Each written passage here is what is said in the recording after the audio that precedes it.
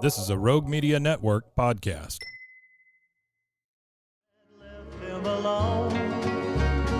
The Waco History Podcast is sponsored by Brotherwell Brewery on historic Bridge Street in Waco.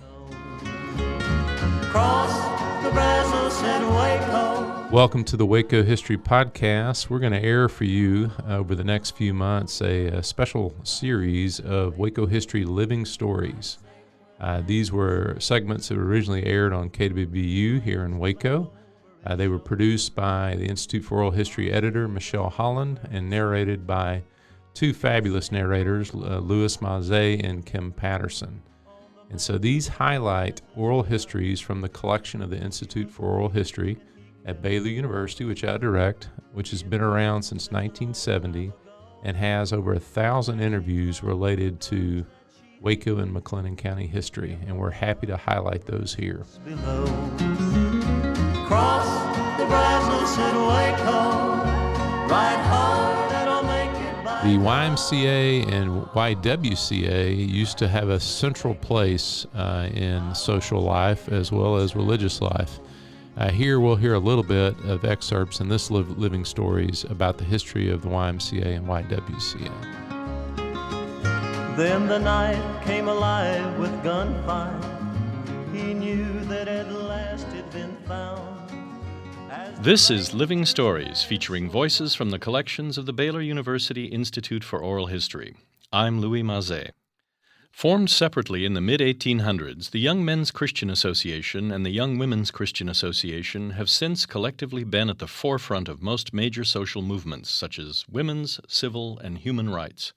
The YMCA and YWCA are more commonly associated with promoting physical activity and education and offering safe lodging. Gladys Casimir describes her mother's involvement with the Waco YWCA prior to Prohibition. When they went to their meetings, they wore little white ribbon bows or rosettes, whatever you want to call it, on their left shoulders. They marched. The women were very active in trying to promote the abolition of liquor. City of Waco had a lot of saloons before they had to close down. Tom Charlton, former director of the Baylor Institute for Oral History, recalls the Y in Beaumont in the 1940s and 50s. The YMCA played a big role in my life from the time I learned to swim at the YMCA when I was about 9. My mother and dad always made sure I had a membership at the downtown YMCA, and I would ride the bus from out Calder Avenue down to the YMCA, which was also on Calder near the downtown area. Mm-hmm. And so when I was in elementary school and early junior high school, I frequently was at the Y on weekends, whether it was ping pong or playing tennis or swimming or basketball at the YMCA. Dick Simpson, a YMCA leader and University of Texas student in the early 1960s, explains in a telephone interview how the Y took part in the civil rights movement.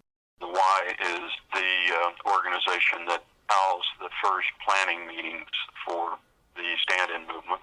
In fact, at our first meeting at the Y, we were bombed, but the pipe bomb was ineffective. It just blew out a few bricks. The stand-in movement was an attempt to integrate the theaters that were on the street directly across from campus. We would form a line as if we were buying tickets. Mm-hmm. And let's say I was going as a white, and I would have an African American next to me. We would go up to the window and I would say, I'd like to buy 2 tickets for this event or whatever. Mm-hmm. And after a while, we didn't even get to quite that stage, but it looked like a line of theater goers. But essentially, it discouraged people from going to the theater because it was a protest in front of the theater.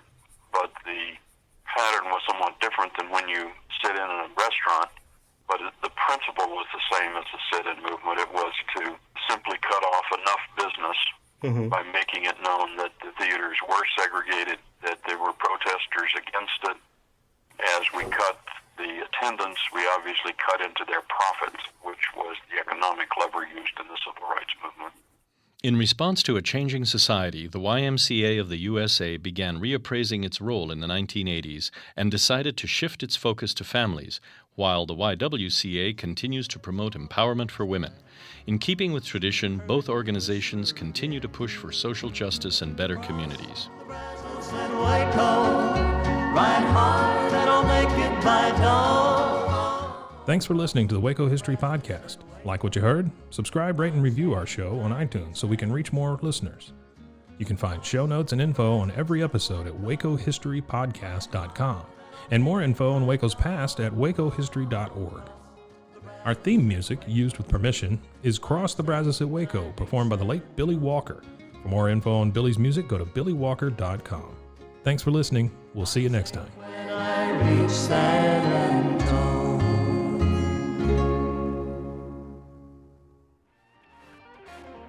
This has been a Rogue Media Network production.